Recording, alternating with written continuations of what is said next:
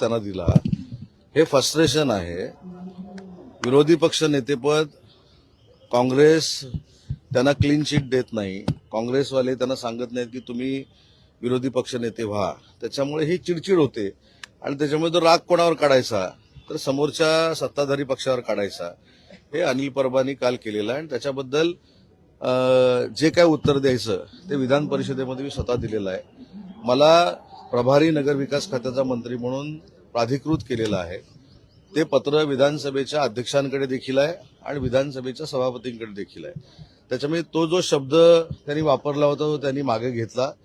परंतु नैराश्यातनं आता काहीच होत नाही, मग आम्ही काय करायचं, कारण ते विरोधी पक्ष नेत्याच्या खुर्चीकडे असं बघत असतात, त्याच्यामध्ये बंटी पाटील बसलेले असतात, त्याच्यामुळे ही चिडचिड होते.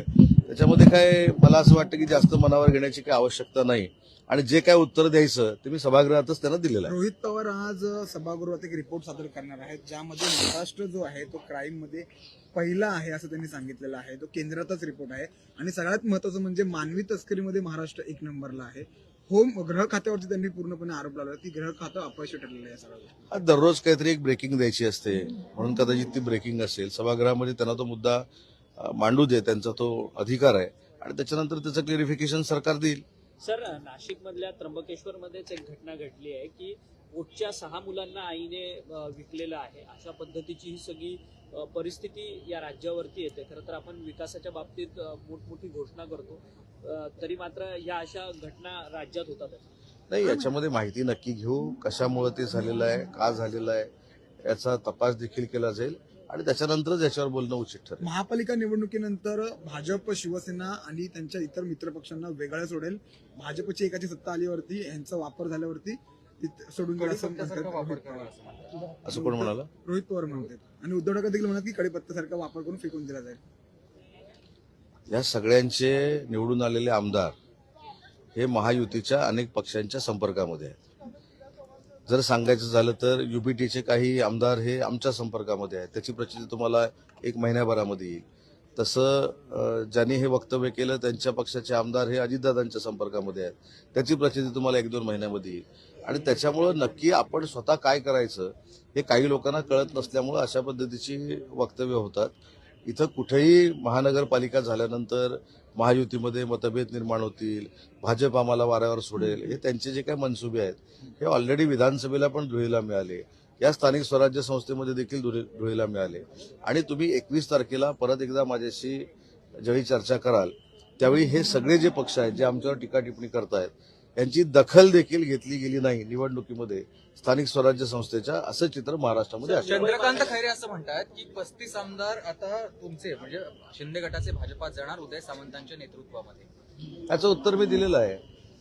पहिली गोष्ट, माझ्या राजकीय मर्यादा मला माहिती आहेत आणि ज्या एकनाथ शिंदे साहेबांनी महाराष्ट्राच्या स्तरावर उद्योगमंत्री करून मला महाराष्ट्रामध्ये फिरण्याची संधी दिली, त्यांच्याबद्दल अशा पद्धतीनं करणारा मी काही कार्यकर्ता नाही किंवा तसा संस्कार देखील माझ्यावर नाही, हे मी ऑलरेडी देखील सांगितलंय.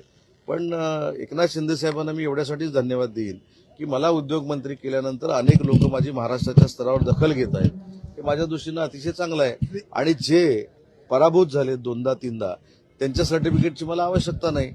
ते किती वेळा एकनाथ शिंदे साहेबांकडे आले होते, किती वेळा एकनाथ शिंदे साहेबांकडे बसले होते, किती वेळा अंबादास दानवेंची तक्रार करत होते, किती वेळा अंबादास दानवेंना शिव्या घालत होते, हे त्याचं आत्मचिंतन त्यांनी ज्यांनी कोणी म्हटलेलं आहे त्यांनी करावं. ते आध्यात्मिक आहेत असं मला वाटतं, ते देवाला मानतात असं मला वाटतं. तर कधीतरी देवाच्या समोर सांगावं की त्यांनी पक्षप्रमुख युबीटीचे त्यांना काही अद्वा बोलले नाहीत किंवा अंबादास दानवेंबद्दल बोलले नाहीत. त्याच्यामुळे त्यांनी जे काही कर्तृत्व दाखवलेलं आहे, फक्त ते आमच्यासोबत आले नाहीत. का आले नाहीत, कशासाठी आले नाहीत मला माहीत नाही, पण ते देखील येणार होते. त्याच्यामुळे त्यांनी सल्ला मला द्यायची आवश्यकता नाही आणि त्यांनी माझ्या निष्ठेची तुलना करण्याची आवश्यकता नाही. वेगळा विदर्भ जो आहे, वेगळा सामाजिक न्याय आणि आदिवासी विभागातले पैसे वळवले असा आरोप. कोणी? लाडक्या बहिणी निधी वारंवार वळवला जातोय. लाडक्या बहिणींची योजना जी आहे ही बजेटमध्ये इन्क्लूड केलेली योजना आहे. त्याच्यामुळं मला असं वाटतं की या सगळ्याची माहिती घेतल्याशिवाय बोलणं योग्य नाही.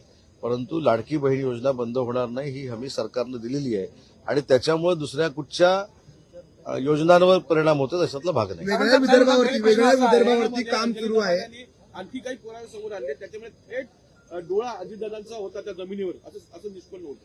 ते चौकशी आणि ती सगळं येईल ना पुढे. माझं म्हणणं आहे की चौकशी व्हायच्या अगोदरच त्याच्यामध्ये चर्चा करणं हे योग्य नाही. परंतु काही लोक दररोज जी सकाळची ब्रेकिंग देतात त्याच्यातली एक ब्रेकिंग मी आज तुम्हाला दिलेली आहे की जे आमच्यावर आरोप प्रत्यारोप करतात ते अनेक वेळा शिंदे साहेबांना भेटलेले होते आणि आजही जे अजितदादांवर आरोप करतायत त्यातले काही आमदार त्यांच्या पक्षाचे हे अजितदादांच्या संपर्कामध्ये आहेत आणि युबीटीचे आमदार हे नक्की आमच्या संपर्कामध्ये आहेत आणि हे 2 महिन्यानंतर पुराव्यानिशी सिद्ध होईल. वेगळ्या विदर्भ सभागृह सुरू होणार सर? एकच प्रश्न आहे. सभागृह सुरू होईल आता? एकच फक्त प्रश्न आहे की जवळपास आमदार निवासांची संख्या जवळपास 300च्या वर आहे. आमदार निवास त्या ठिकाणी आता लोक राहतात. त्यातले जवळपास फक्त 58 आमदार त्या ठिकाणी ठिकाणी राहतात.